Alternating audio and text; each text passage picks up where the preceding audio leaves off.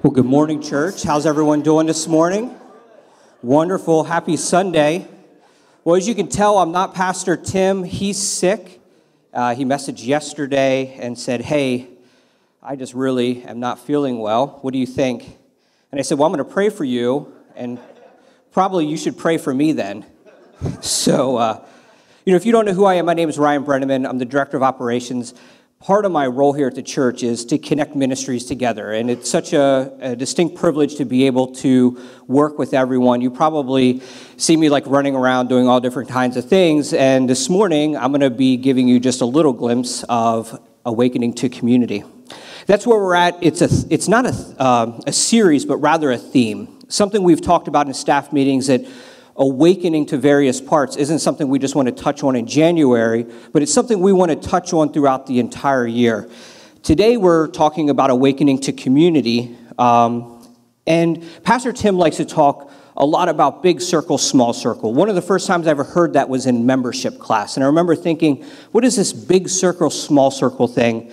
But if we took it into the context of big circle, well, that's like church on Sunday, right? We can't grow closer in community on a Sunday morning. We can say hi, we can give each other a hug, maybe somebody will bring me a coffee, but we can't get closer into community in this type of setting. And God really wants us to have rich and genuine connections and community with Him. That's what it's all about. I think of a circle and it's continuous. It's not something that has corners and it ebbs and it flows, but it's a continuous thing that we're constantly doing. We love being in big circle every single Sunday. In the words of Eric Eisentraut, happy Sunday. We love our friendship and we certainly love our worship. This is where we're in close community with Jesus, and there is more than just big circles though. Just like molecules that are small, there's a lot of activity in them when they're tiny. Things are scurrying around. And that's the case with our smaller circles. Smaller circles is where true community happens. It's where we grow closer with Jesus and each other. So why are small circles important? Because taking care of the flock happens here. There is no way that we can, as staff members, care for every single person in a church the way that you deserve to be cared for if it was only Pastor Tim, myself, Pastor Dustin, Connor, Tim Skiles. It just isn't possible. So we have to be in smaller community. This is also where we can get to know each other and be known. Sometimes it's nice for the introverts to come in on a Sunday morning and sit down and not say hi to anyone, not give a hug, and you feel safe there, right? But that's not what we're called to be, and we'll go into that when we look at some scripture. It's also where we can be loved and give love.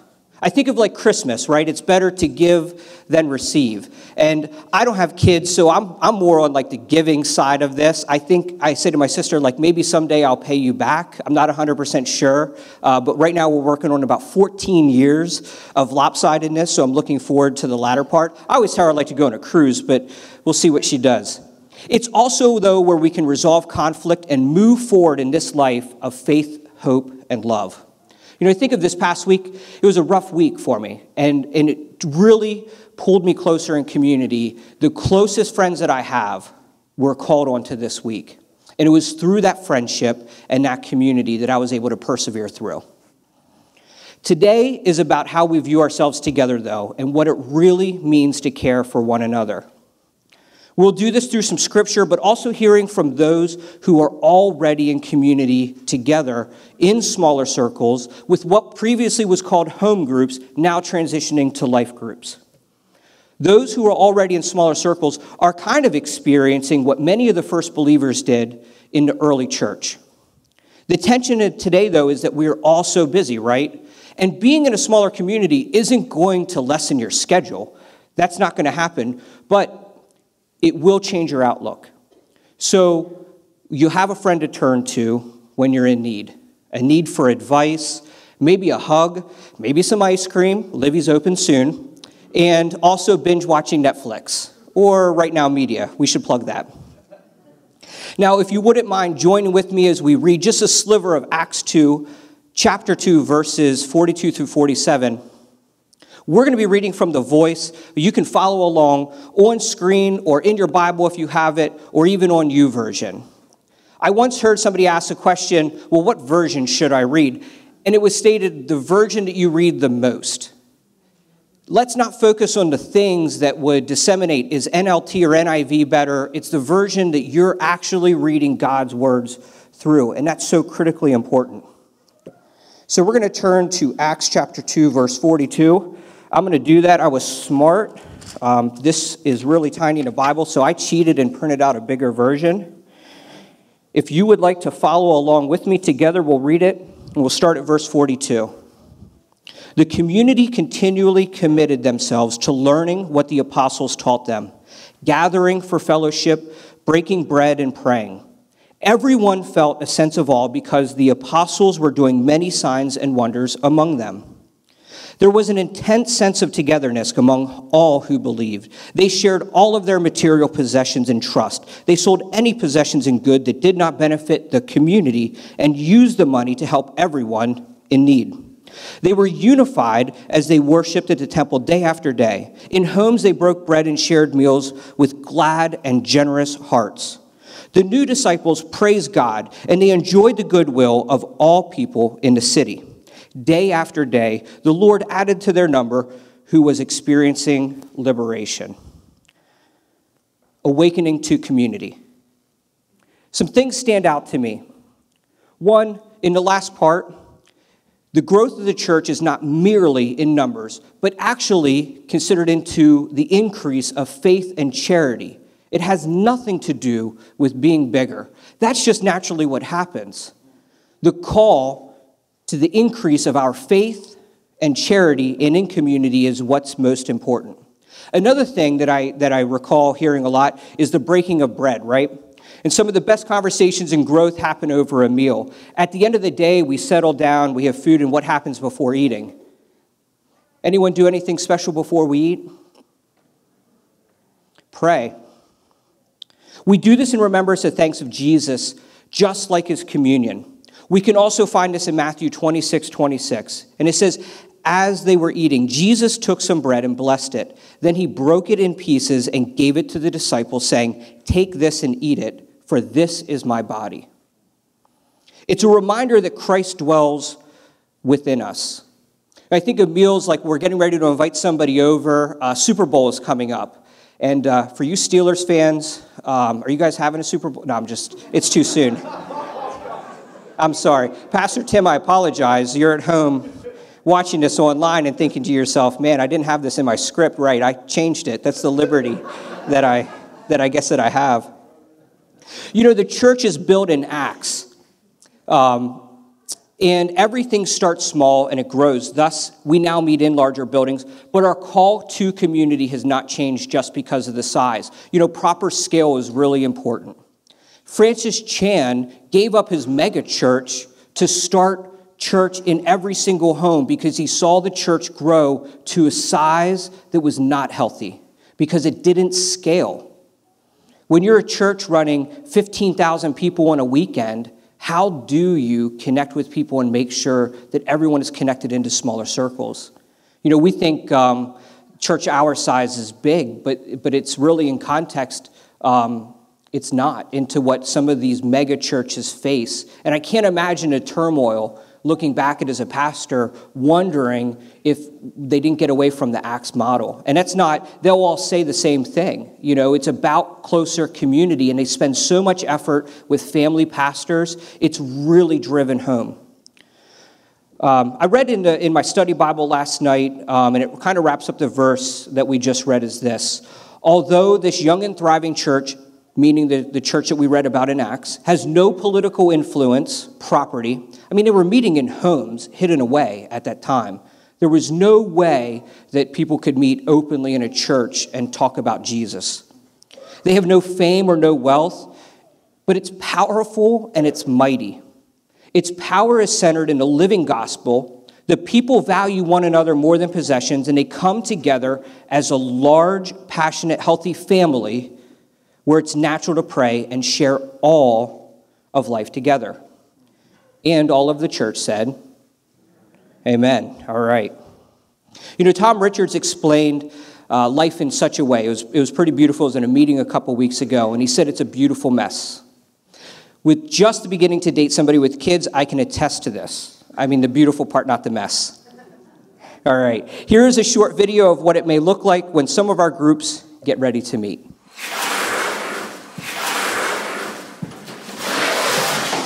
We're home. Hi. Hi, everybody. How was soccer practice? Good. Good. How was school today, Luke? Good. Good. All right, do we have anything else going on tonight? I don't think so. Life group! Come on, kids, we've got to get ready. All hands on deck.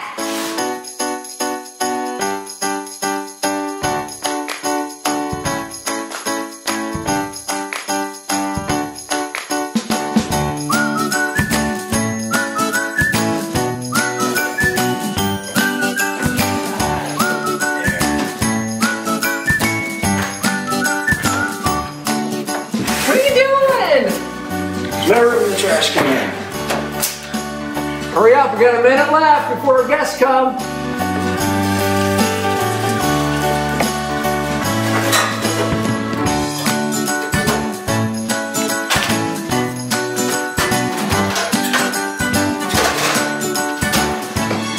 Lucas, Caroline, what are you doing? I need you to scrub the toilet. I need you to brush your teeth. The guests are almost here. Come on, hurry. I'm just watching them.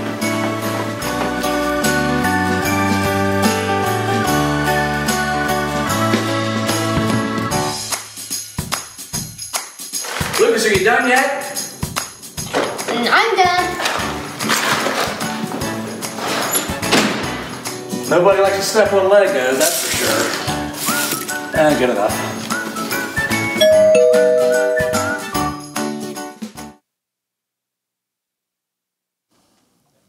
All right. I don't know about you, but that's maybe sometimes what it's like quick if somebody comes over to my house. Well, we'd like to welcome a home group to the stage as everyone joins with us, and we'll be talking about what it's like to be in community. So we do have some questions as everyone's seated down, and as everyone comes in, and they'll introduce themselves as Tom and Andrew make their way over. You know, several months ago, we looked at how we were doing home groups, and we just felt like we would make a transition. The people who are running it, the Eisentrausts, did an amazing job for so many years with the crosses, and with time constraints, Andrew and Tom have picked that up. And so we have a couple questions. Okay. Hey. Welcome. We'll give you this mic here. Happy Sunday, pal. Pass this mic around. Yeah, we'll pass that mic around, and hopefully you can see us.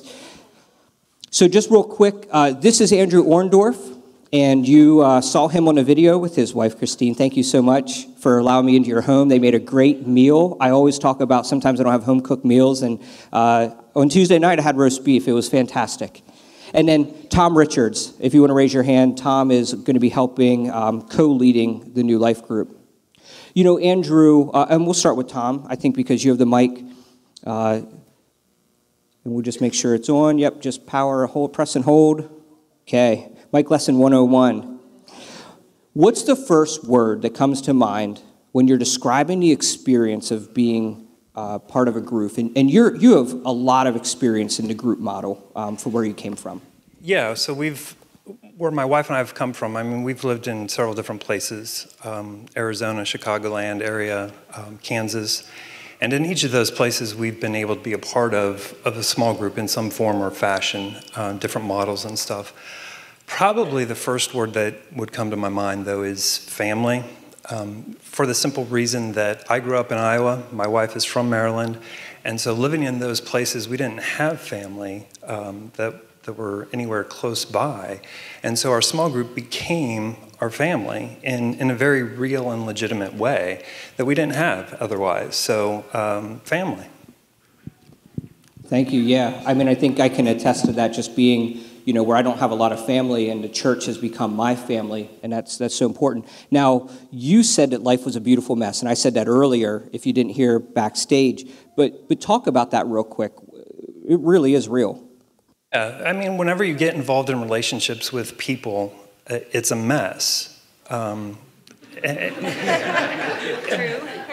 But when it works, it's a beautiful mess because you can't escape the mess. You just can't. You can't escape what people are going through, what you're going through, what life throws at us. But when you get involved in that small group, when you get involved in those relationships with other people that can help you and encourage you and challenge you, it works. And that mess becomes beautiful. It's still a mess, but it's beautiful now. No, that's good. And amens drowned me out when you were saying that. You know, let's throw the mic down to Tanya. And have you had any reluctance as far as becoming a part of a home group? And I know, you know, sometimes like your personality trait, but was there anything that maybe gave you a little bit of reluctance in joining? Sure. One of the things that I was a little bit reluctant about when we first started was, do I really want to share my innermost thoughts and my real self with these people? And I think our whole home group kind of shared that. So we intentionally sat down a few months ago and we decided that we were going to take a month and a half and each take turns just sharing our story, and with the understanding that it was going to be a safe place and you could be 100% honest. And I think we all walked away from that experience feeling so much closer, and also feeling kind of like a weight got lifted off of our shoulders because we could just 100% open up and be honest with each other. And so when I think of one word to describe a home group, I think of the word community. They're people that I can call on for anything, anytime, and they know a lot more about me probably than than I thought they did. So We still love you. thank you. Davina still loves us. They still do love you. Yeah. If you don't know, Tanya Pressman heads up our guest services. And so she does that, and she's such a blessing to the church. But you talked about really having to be authentic. And Jeff, I'd like to talk to you real quick about that authenticity. Jeff Tasker heads up Celebrate Recovery, and that takes care of life's hurts, habits, and hang-ups. But what about authenticity? Can you come to Celebrate Recovery and not be authentic? Can I? Oh, sorry. Just want you to make sure I'm here. Can I come to Celebrate Recovery and be authentic or not be authentic? Not be authentic, inauthentic. No way, no way. I think that's the biggest thing that my home group helped me with was when I was in home group first, I was able to recognize, oh, this is a safe place, this is a safe church, and when I come to Celebrate Recovery, there's no way that I can't be authentic. People notice that, number one. Number two, people want to hear your story. Just like Tanya said, they want to know who you are. Celebrate Recovery for me is tied into my home group. When we were starting Celebrate Recovery, the prayers that first started came from my home group. They knew what was going to be started. And, you know, just like Tom said, I think the biggest thing was encouragement for me. They encouraged me to move on, even when I thought, oh, I don't know if I can do this. They said, you can do it. No, that's really good. And even as Celebrate Recovery meets in the, you know, I would say like a medium-sized circle, right? They break out to the small groups after the first hour because that is where the community happens. And this is about the size or makeup of a small group. So anywhere between 8 and 12 people with kids playing and the craziness, however that happens. And this is really the makeup. Andrew, this question will be for you. What do you think a person misses by not being a part of a life group? And I think a lot of the things that have already been said, there is an opportunity for deeper connection with God and with others, the opportunity to be authentic. You know, listen, we live in a very pretentious world, and so when you come into the setting of life group, you know, it's refreshing to be able to walk in the door with people who are real and people who will listen to you and allow you to be real. And that's what we talk about when we talk about an authentic and a caring community.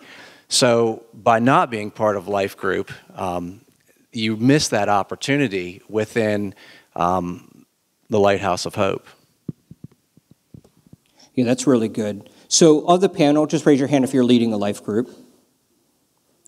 Andrew and Christina, getting ready. So Craig, let's ask you, what do you think as you wish for people to become a part? And we'll talk more about the opportunities of life groups in just a little bit, but it strikes me that somebody might be reluctant to join. What do you think they're going to miss out by being a part of yours? And now Frank's not in yours, so I don't think you're getting free steaks every week. So what would they miss out by being a part of your life group and things that you want to convey? The community, the family, deeper connection. For me, it was really been an opportunity over the last few years to grow personally. When we first started joining into the home groups at the church, it was, we had some relationship things going on, like you guys said, it gets messy sometimes, and we were growing through that. And then, it's been on our mind for the last few years that we wanted to eventually host our own home group, because it's been such a blessing for us to be able to just get together with people and share, what we have going on in our lives. So that's been something we've been looking forward to, and then kind of growing into at the same time. I've had the opportunity to kind of lead through our home group, when the chance arises, and now we've just kind of felt like that's the next step for us, is to start branch out and lead our own home group and give more people the opportunity to experience what we have. That's really good. I know Pastor Tim has talked a lot about the doorways and pathways that we provide, right? So being a part of a healthy home group and then leading a home group, or I'm sorry, as we're now calling them, life groups. Luckily, we made a new slide, so it will remind me. Sometimes it just becomes so ingrained, right? I think that there's probably some challenges, though, that actually do happen. It's not just the video that we kind of staged. I guarantee that the Orndorff household never looks like it did in the living room when we were dumping toys all over the ground. No, that probably never happens. It's probably way worse. Just like they cleaned before I arrived to shoot the video and have a great meal. But Christina, could you talk about maybe some of the challenges of leading a home group, life group? Yeah. Well, you pretty much saw it all in the video. I think we can all relate to being super busy all the time and, just even feeling like our feelings, I don't always feel like hosting people. I don't always feel like leaving the house and going to someone else's house. Oh, I have a night at home. I don't have to run the kids to sports. But, it's kind of like Sunday mornings whenever you come to church and you leave feeling so refreshed and renewed in your mind. And, that's how home group is too. It's an oasis in the middle of the week. I've never once regretted having people in my home, even if I was stressed out beforehand and rushing around like in the video. And that is true. I do put dishes in my oven if I don't have time to do them. It's a great hiding place. Or the dishwasher, either one, as I saw if Andrew. There's time. Right. Davina, you've been with the church for a long time. 14 years or so, if that's about right. About 12. Okay, about 12. It's pretty close, right? I've only been here for like 2, so we'll just subtract that and go. But what are some things that you think about in being in community and in the family of LOH, and then also being in what was home groups? Well, when we come to church on Sunday morning, yes, we're refreshed. Everything, you feel better, even though you don't want to wake up at 8:30 and get ready and walk out the door. You feel better. You know that your soul, you need it. Our children need it, but. I was really reluctant about going to home life group. Because it's like Microsoft Word when you just replace all, yeah. But it doesn't happen in our brains that quick. But Frank and I have 2 children, and they're in every activity imaginable. And yes, there's no activities on Sunday, so it was easy to get up, go to church, not worry about it. But we were reluctant about going to life group, and provides not just me and Frank with a rest. It's almost like I thought, oh, I can't put one more activity in there. But it's not an activity. It is a refreshing, it's a rest. My kids come back feeling better because they didn't have any obligations that night. They walked in, they were with their friends, they played, and they got a snack, which I heard we're not having today. Oh. Yeah, I didn't. I guess I should have. We should have had snacks. I mean, I'm not the hospitality coordinator, but Tanya Pressman is, and I saw there was cookies. I saw there was cookies out on a table. It's also Name Tag Sunday, a chance for us to get to know one another a little bit better. You know, you said about the kids, though, it's not just for the adults, right? No, it's not. And it's so not at all. I talk mean, about how the kids just. Well, I have a specific story. Cormia and Caroline. She loves Caroline. And Caroline, when we first started home group, had accepted the Lord. And she had told Cormia that she asked Jesus into her heart. And Cormia came home, and she's, you know, you knew she wanted to ask me something, but she was kind of reluctant. And she said, Mommy, Caroline asked Jesus into her heart. I said, yeah, what do you want to know? She goes, how's he fitting there? So, I mean, we're raising our children up to know Christ, and they see that. They see that we are joining together, and we are there to come closer to God. Well, we're their example. They need to see that, and then our children learn from each other. It's a small circle that forms the bigger circle. I'd just add to that. Yeah, here. Yeah, I'd just like to add to that because, you know, I thought about that question throughout the week, and let's be honest, there are so many things that compete for our time. And, you know, the thing about home group is that it doesn't just add value to Christina and I, but it adds value to our kids' lives. They look forward to it every week, like Davina was saying.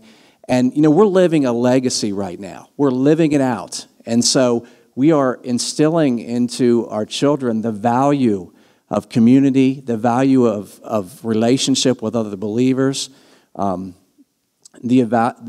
value of faith, and we're living that out week by week, and they're seeing that, and they love participating in it as well. So it's for the whole family. So that, some people might be reluctant about joining a group thinking, what will I do with my kids? We're hoping to have some groups that are going to say, hey, bring the kids, because there are people that are beginning new groups that have kids themselves. So don't let that hold you back. That's really good. And along the kids line, I'd like to ask Stephanie, if I may.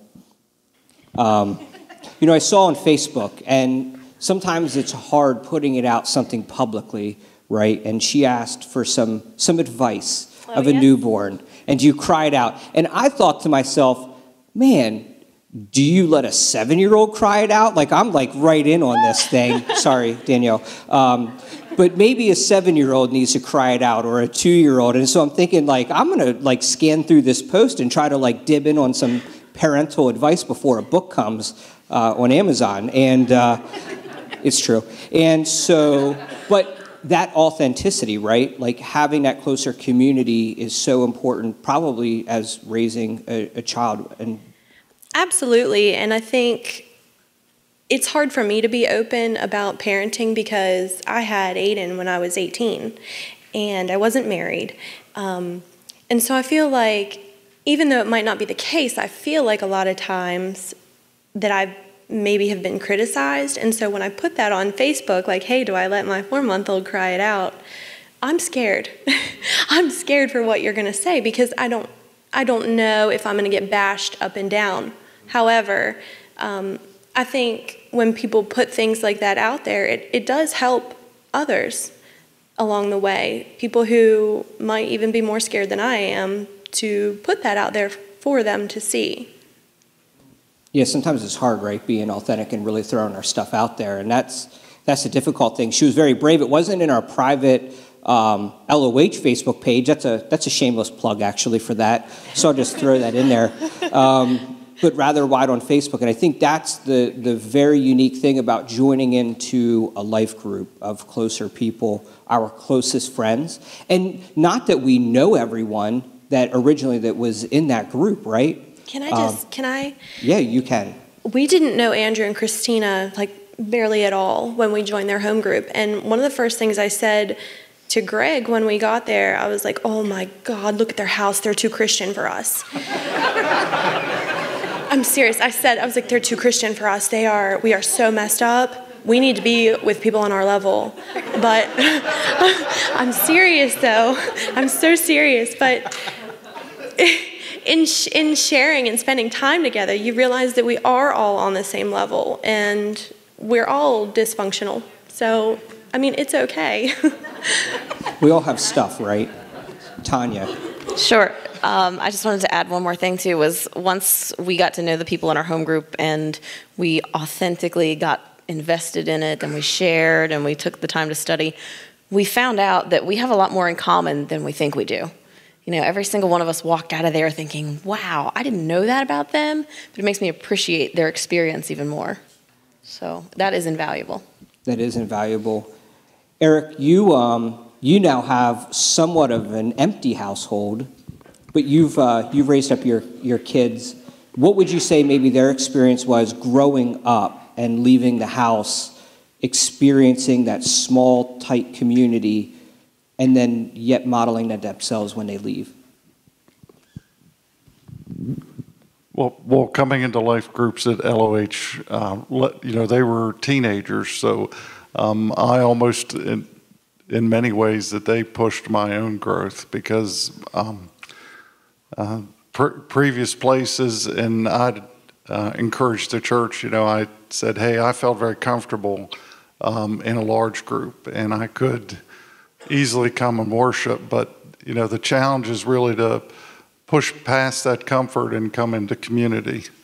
And LOH through life groups and through home groups offer that opportunity. And my children modeled it for me as much as I could grow. It's really awesome, and I can tell that it really touches home for you, the kids, to have such an impact for Eric.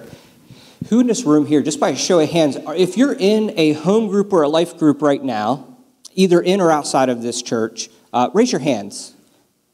And let's just look around the room. So, I don't know, maybe quarter of the room or so, maybe a little less than maybe 20%, 15. Andrew's a school teacher beside me. He's doing the math right now in his head, and he'll let me know an exact percentage because I'm a data guy and I like to look at numbers. It's 13.4%, he's advised me. So we're good to go. If I take more college classes, you'll be on my speed dial or texting. Thank you.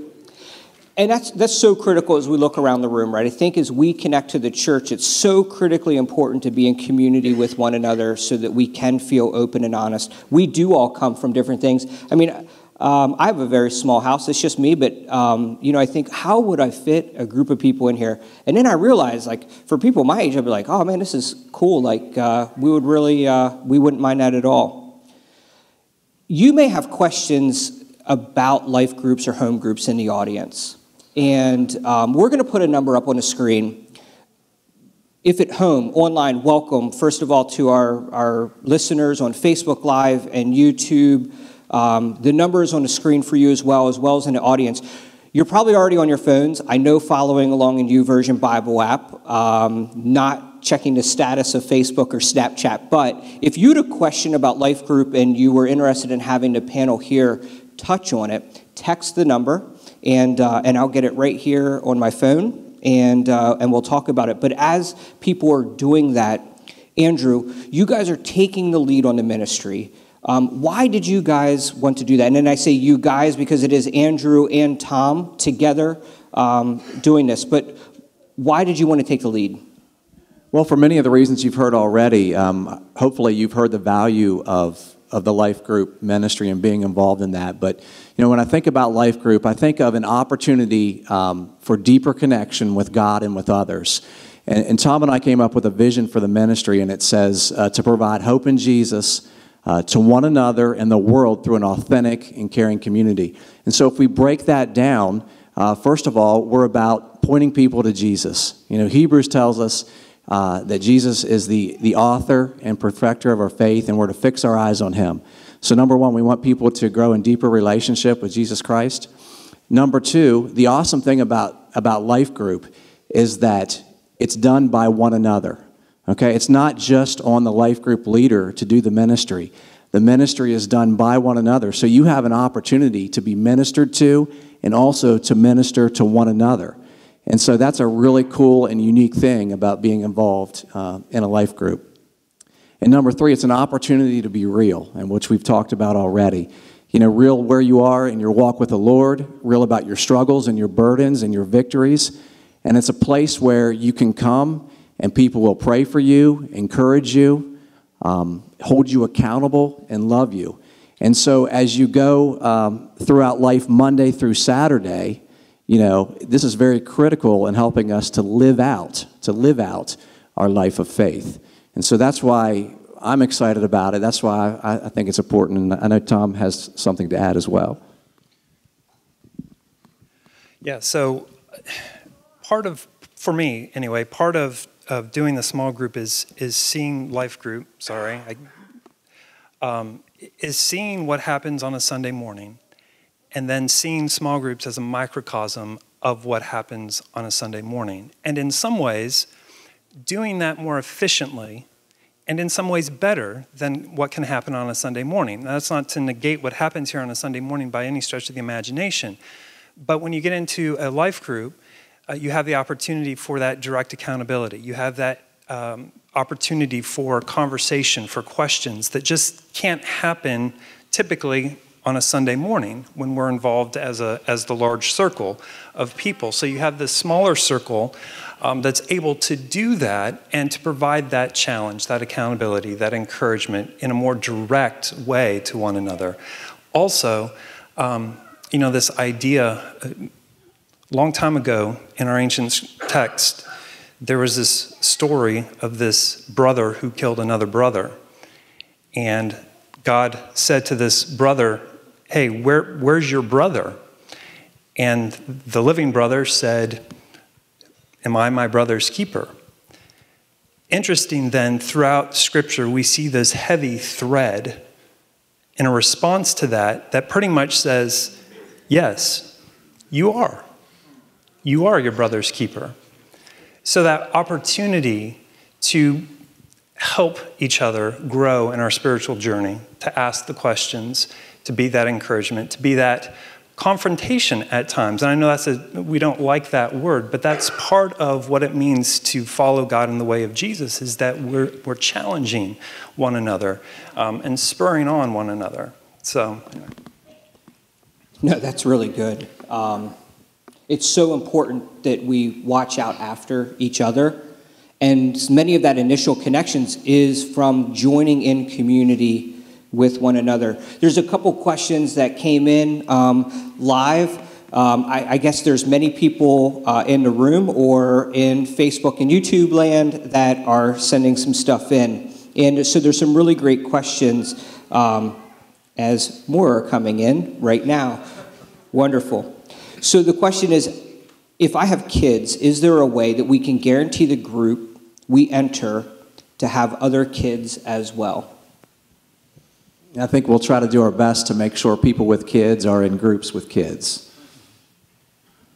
Yeah, that's really good. And we'll talk more about, there is an action step coming up, and on that action form, it asks you some questions, and we can go over that just so that we can kind of get like-minded, and even not, because it's not about just pairing all the kids into one group, right, with all the families, but it's about a diversity of the group as well. And so that's critically important. Trey says you're doing a great job. Thank you, Trey. I thought he had a question. The next question is, are life groups just for couples? Tom, are they just for couples? No, they're not. And in fact, I think, as Andrew and I have talked, we'd like to see diversity within the life groups. You know, that there's people, you know, in their 70s, there's people in their 20s, there's singles, there's couples, there's whatever. Because the journey is so great, and to have that perspective from different angles, and to see life when you're 70 or 80, and to see life when you're starting out in your 20s, 30s, to see it from the perspective of a single person, a couple, to see all of those things coming together and mutually encouraging each other and challenging each other. I think we'd like to see a diversity of people, and they're not just for couples. Absolutely, you can have the mic, Stephanie. So for those of you that are here and know Tim and Roberta Skiles, they're in our home group, and we've been in home group with them since we even started, 5 years ago. But they have been invaluable to us. We are best friends with them, and they have so much wisdom to impart on us. And I don't know how our relationship, or really even our lives, would have turned out without their impact. And so like Ryan said, it's very important that you have a diverse group of people, because we all have something to offer one another. No, that's really great. There's a question here, because it is, and you don't think, I've gotten to know Tim Skiles, and it's been so fantastic to see that. I think maybe I went into our friendship with this preconceived notion, right? Hey, I'm sorry, Tim, older and more experienced at life. And that what I really found out is that we connected on such a deeper level as well. And I think, and he is so funny. He really is. I know maybe you don't get to see that. See, that's a big circle thing, right? We don't get to see and know each other in big circle. But once you get to go to a staff meeting with this guy, or you're at El Henriette on Friday at 11, that's the place to be with Tim Skiles. There's a question that just came in, and it asked two-part. How many life groups are there running now? And how soon until the next session of groups start?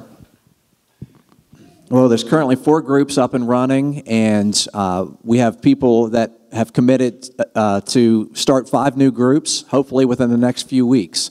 So that's the plan. Sounds like a good plan. I'll add, there's more questions that had came into the text, and we will respond to every single one of them throughout the day today. So if your question didn't get asked, maybe it's coming up yet still, but if you asked a question either on Facebook or on YouTube or through text message, we will make sure to get you a response today. Your question is extremely valuable, but there is a timer. And and I'm probably the person on a weekly basis that watches that the most, so I have to be a good steward. This is a time that it's an action step for us, and we have to be willing to take that step forward. How many of you have ever been to a Christian concert? Raise of hands. Again, I know we're not going to take a percentage. Andrew, real quick, percentage number of this. 82.7% of you have been to a Christian concert. And I'll tell you, there's always a call to action, right? And it is about the invitation to join. You've heard that there's 5 groups waiting to go. And if we just rounded it out to 10 people per group, that means that there is 50 spots available for life groups. Our ushers have forms and pens. And it's about the invitation to take the next step forward. Maybe you have signed up at Next Steps before, indicated that you wanted to join a home group. Well, there's a form that we've made that asks a little bit more questions. It asks, what days of the week are you available? What is your family makeup and how many kids? And do you want to lead a group? Because, hey, if there's 90 or 150 people that want to join a life group, we're going to need some leaders. As the worship team comes up to play, if you're interested in joining a life group and or leading a life group, just slip up your hand. Maybe today, because we're doing things a little bit different, those individuals who are helping or are in a life group or leading one already will be down out front here. If you take one of the forms and you fill it out, you can bring it right up here. You can bring it to Next Steps, whatever you're most comfortable with. If you need prayer this morning over a situation and you came in and you had a heavy burden on your heart, come forward. We'd love to pray with you. Maybe today you walked into church and said, I want to receive Jesus. And typically we have an altar call. And and will invite people to accept Jesus, there's always an opportunity in God's church to accept Jesus. As the leaders are down here in front, they would love to pray a prayer of salvation for you. We're so incredibly thankful for those who are here who are willing to share a little glimpse into their life authentically. We're thankful for those who have raised their hand and indicated they want to be in a life group with other people or lead a life group. And this morning, if we can just think about that, there's still an opportunity for you to make that decision while the worship team plays. And if you wouldn't mind just standing for them as we shuffle mics. Oh, we need a microphone for Leslie. Leslie's name is on it. There you go. All right, thanks, guys.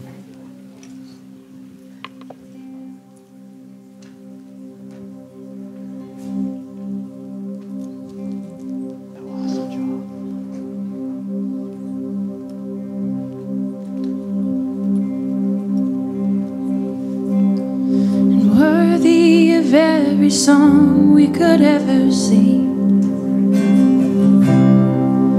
worthy of all the praise we could ever bring, worthy of every breath we could ever breathe. We live for you, we live for you.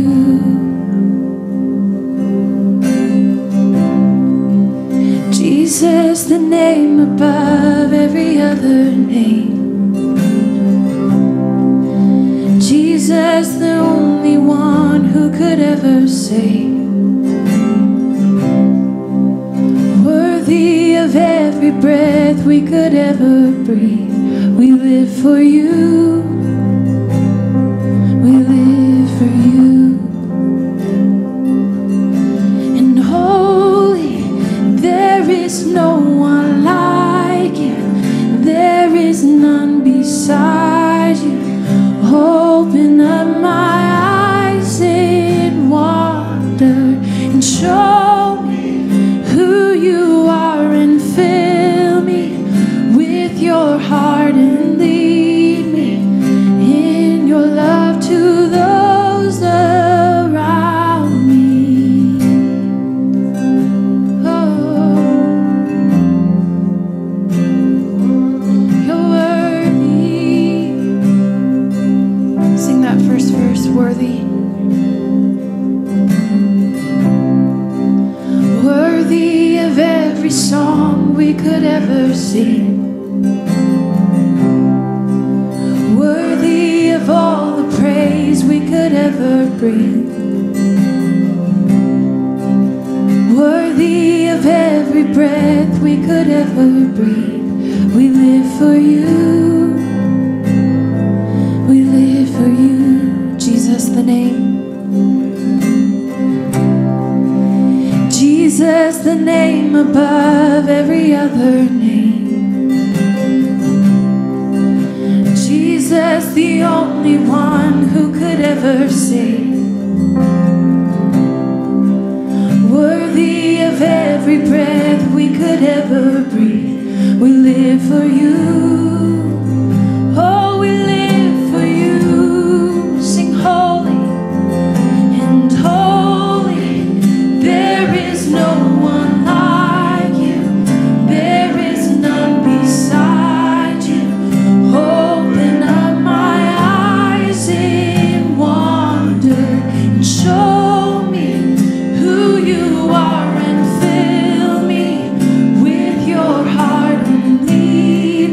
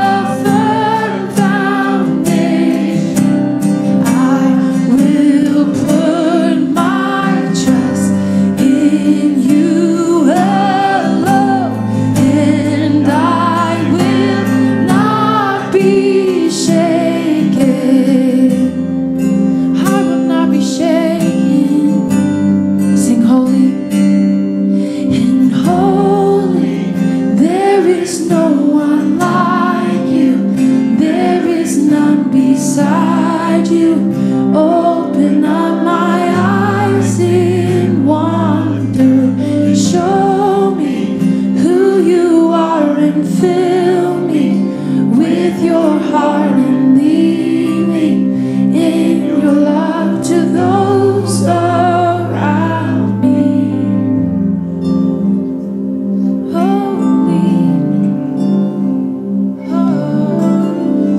In that last slide, where it's leading us to those around us, that is our call.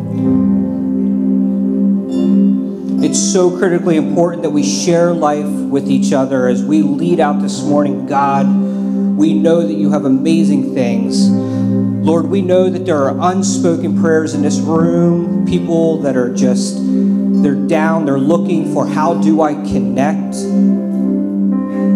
This past week, somebody who is actually a client of mine said, I just have to go back to Florida because I just can't find people here.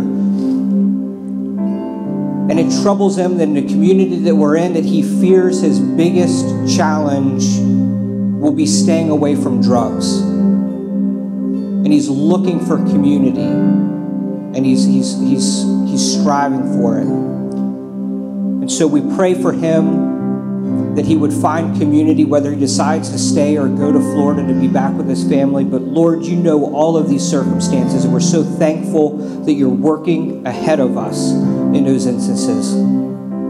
If you filled out a form, Andrew and Tom will be up front here to answer any questions you may have. They'll get in contact with you throughout the week. There's also the next steps table if you're looking for maybe a different type of an action step, or maybe to get more information about the ladies group on Friday night. It's really going to be a good time. I may show up myself, I don't know. They have food. Thank you so much for joining us this week. It's been an absolute pleasure. Please keep Pastor Tim in your prayers today, and anyone else who's dealing with this cold that just seems to be cycling around. But we're so thankful that you were able to join us today in person and online. Have an amazing week.